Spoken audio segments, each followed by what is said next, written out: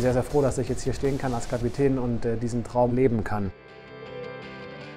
Der Wunsch, zur See zu fahren, der geht tatsächlich sehr, sehr weit zurück bei mir. Ich wollte schon als ganz, ganz kleines Kind, seitdem ich eigentlich denken kann, zur See fahren. Das war Sehnsucht in die Ferne, das waren Abenteuer, Filme, die man geguckt hat, Bücher, die man gelesen hat von der Seefahrt. Die hat mich beeindruckt. Schon im Kindergarten, als ich Schiffe gezeichnet habe, im Teenageralter, als ich Bilder von Schiffen bei mir in meinem Zimmer, in meinem Kinderzimmer hängen hatte. Angefangen habe ich dann in der Frachtschifffahrt zunächst, in meiner Ausbildung als Kadett, und dann war mir das dort etwas zu einsam und ein bisschen zu einseitig mit sehr, sehr wenig Besatzung und doch auch Häfen, wo man sehr wenig von der Welt sieht. Und dann hatte ich überlegt, jetzt probiere ich mal Kreuzschifffahrt aus. Und kam da über einen Weg von Celebrity Cruises dann zu TUI Cruises und habe dort dann meine Karriere und meinen Aufstieg gemacht, bis irgendwann dann hin zum Kapitän. Und dann wurde der Traum auch wahr und ich bin sehr, sehr froh, dass ich jetzt hier stehen kann als Kapitän und diesen Traum auch leben kann.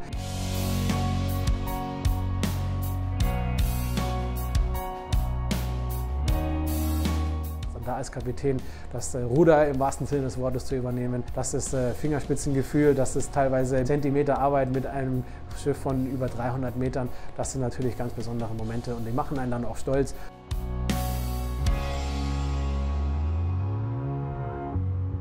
Jedes Manöver ist anders und das macht den Beruf auch so vielseitig, dass selbst wenn man in einer Reise die Häfen häufiger anfährt, sind sie trotzdem jedes Mal wieder anders. Erfordert aber auch, dass man jedes Mal wieder konzentriert ist und sein Team auch daran erinnert, dass selbst wenn die Häfen die gleichen sind, dass dort keine Routine aufkommt, sondern dass die Konzentration immer ganz oben bleibt. Guten Morgen. Good afternoon. Hello. How are you doing? Wow, that looks amazing. Berliner, the best. Super, cool. Thank you.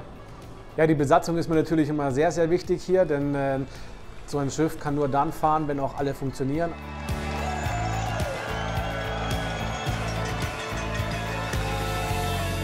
Das kann man vergleichen mit einer Uhr und dem Uhrwerk. Das bringt es nichts, wenn der Zeiger funktioniert und gut aussieht, sondern da muss jedes einzelne Zahnrad funktionieren. Und wenn das nicht der Fall ist, dann funktioniert die Uhr nicht. Und so ist das hier auch an Bord. Wir hatten teilweise 52 Nationen an Bord. Im Moment haben wir meistens so um die 45 Nationen an Bord. Auch das ganze Zusammenleben der Besatzung ist ein ganz besonderer Flair, den man hier auf den Schiffen hat. Und dann kam irgendwann mal diese Idee auf mit den Geburtstagen, die ich dann immer durchsage. Ich dachte mir, bei den Durchsagen für die Gäste, da kann ich jeden Tag so einen kleinen Teil auch der Besatzung widmen. Happy birthday to you, Yaya Iketut from the housekeeping department, to June from the galley and from the pastry, and to Darwin from the engine department. Have a great day here on board Mein Schiff 2. Nicht nur einmal die Wertschätzung natürlich der Besatzung, die hier sehr, sehr viel arbeitet, aber auch so eine gewisse familiäre Beziehung zwischen Besatzung und Gast, das ist auch immer ganz toll.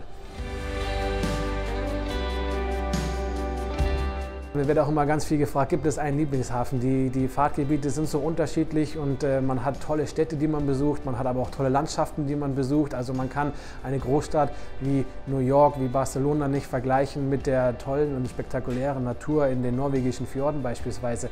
Es gibt vielleicht in der Vergangenheit, auch damals als Kadett, das war für mich das erste Mal so in Asien, als man dann in Hongkong eingelaufen ist, war auf dem Frachtschiff. Wie alt war ich da? 19 Jahre, 20 Jahre alt, wenn man dann noch nie so in Asien unterwegs gewesen ist. Dann in einen Hafen wie Hongkong einläuft, das war ein ganz besonderer Moment tatsächlich. Und es ist auch sehr schön, dass wir jetzt mit TUI Cruises auch diesen Hafen anlaufen.